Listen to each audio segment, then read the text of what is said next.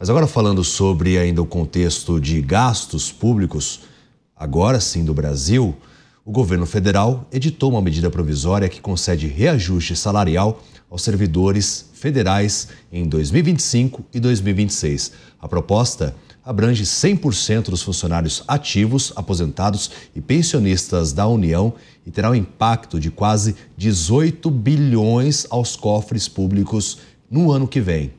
Para justificar o gasto, o Planalto afirmou estar apenas cumprindo os 38 acordos firmados com as carreiras civis ao longo deste ano, após diversas greves dos servidores pela falta de reajuste em 2024. Esse anúncio vem em meio ao contexto onde o déficit está cada vez maior, né, Mota? Eu não tenho condições de avaliar a propriedade desse aumento. Obviamente, todo mundo precisa ter o seu poder de compra do seu salário reajustado. Cada um sofre com isso de uma forma diferente. O que a gente gostaria de ver seria o outro lado da moeda, né? Que são as medidas realmente de cortes de gastos. Esse pacote de gastos que o governo apresentou não tem muito efeito. David, você não estava aqui quando eu falei, você não estava aqui ainda, eu sugeri aqui o meu próprio pacote de corte de gastos. Tá? Eu vou lembrar aqui algumas das medidas que eu sugeri. Redução do número de ministérios para 8, redução pela metade do número de cargos comissionados. É fácil. Isso aí você não está tirando emprego de ninguém. Você não vai demitir nenhum funcionário. Só reduz o número de cargos comissionados pela metade. Suspende viagens internacionais. Suspende esses eventos de governo. Agora, há pouco tempo, teve aqui no Rio de Janeiro o evento do G20. Gastaram uma fortuna. O que passou de motociclista aqui na minha frente, escoltando carro oficial, todo lugar, placas, coisas grandes, né? G20, Rio de Janeiro, cidade do G20. Suspende isso durante 2 anos. Suspende a publicidade oficial, toda a publicidade oficial, durante 2 anos. Devolve metade dos carros oficiais. Acaba com os jatinhos da FAB. Todo servidor público tem que usar avião de carreira, exceto quando houver situação específica de segurança. Específica, tá? Substitui todos os políticos que hoje estão comandando as estatais por gestores profissionais, contratados no mercado. Aproveita e privatiza metade das estatais. Extingue a justiça trabalhista, transfere os magistrados para uma outra justiça. E, por último, coloca um limite de 2 anos, David, para recebimento do Bolsa Família, exceto para quem é idoso, doente ou não tem condição de trabalhar. O resto, se tem condição de trabalhar, você ganha 2 anos para dar um jeito, encontrar o seu rumo. Depois acaba o Bolsa Família. E aí eu disse o seguinte, se o governo implementasse essas minhas medidas, o dólar ia cair para 3 no dia seguinte. Assim como foi a valorização, né, com as medidas do Milei em relação ao peso argentino, que subiu e muito comparado ao real.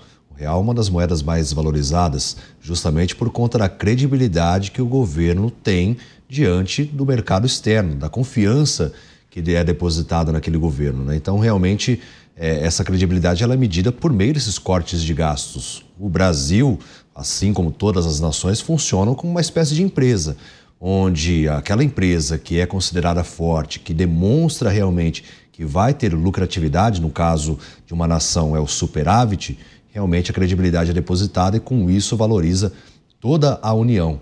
Mas não é isso que a gente vê por aqui no Brasil, né, Palumbo? David, eu não sou contra o aumento para os funcionários públicos, não, mesmo porque a maioria dos funcionários públicos são extremamente trabalhadores, né? A gente tem uma impressão errada, muitas vezes, dos trabalhadores. Eu passei 20 anos na polícia, os policiais são funcionários públicos, eles trabalham demais. Lá não tem essa escala 6x1, 6x... Lá é todo dia. Se te chamarem, eu já por diversas vezes vim para Ribeirão Preto, aliás, estou fazendo um programa aqui de Ribeirão Preto, na casa dos meus pais, e me ligava, falava assim, ó, vamos ter operação, você tem que vir. Não tem chororô, não tem justiça do trabalho. Ou vai, ou então a gente costuma dizer que a gente toma aquela ripa. O que é a ripa? Eles pegam o mapa de onde você mora e te mandam para outro local, bem longe, para prejudicar a sua vida. Então eu convivi 20 anos assim, nesse regime de muito trabalho, de muito esforço da maioria, da imensa maioria dos policiais.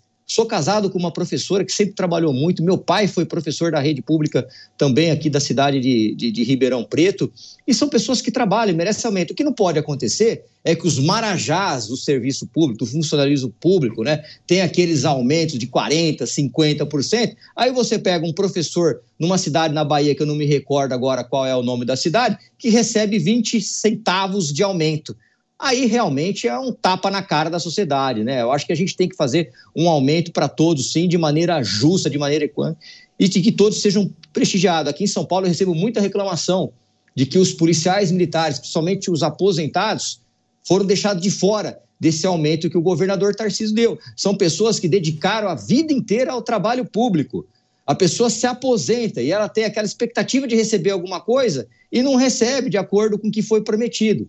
Aí fica muito difícil, né? A gente não pode se esquecer dos aposentados, porque a maioria dos funcionários públicos brasileiros aposentados recebe uma merreca e estão sempre com o nome sujo, porque fazem empréstimo atrás de empréstimo para pagar, inclusive, remédio que eles não conseguem comprar. Então, a gente ficar sempre denigrindo uma categoria de funcionários públicos que sempre protegeram, que sempre trabalharam muito, eu também não acho certo isso, não. Tem gente errada? Tem. Tem gente que não trabalha? Tem. Mas isso acontece até nas empresas privadas, onde um não trabalha e vai jogando sempre nas costas do outro e assim vai enrolando com a barriga. Acontece muito. Acontece, inclusive, em gabinetes políticos, como eu já tive funcionários, assessores, que não queriam trabalhar. Simplesmente não trabalhava e achava que o outro ia fazer que eu não estava vendo. Ué, o que você faz com isso aí? Você exonera, você manda embora, pronto. É claro que a gente não está generalizando toda a classe, né? Afinal, existem sim muitos funcionários públicos competentes, que são comprometidos, que realmente querem fazer o seu papel, a diferença na sociedade, e muitas vezes a gente vê sim esses episódios acontecendo, mas realmente em alguns casos a função não é tão adequada para aquele profissional que querem, né, uma estabilidade apenas financeira ou até mesmo de carreira e se acomodam naquela função e não querem fazer a diferença.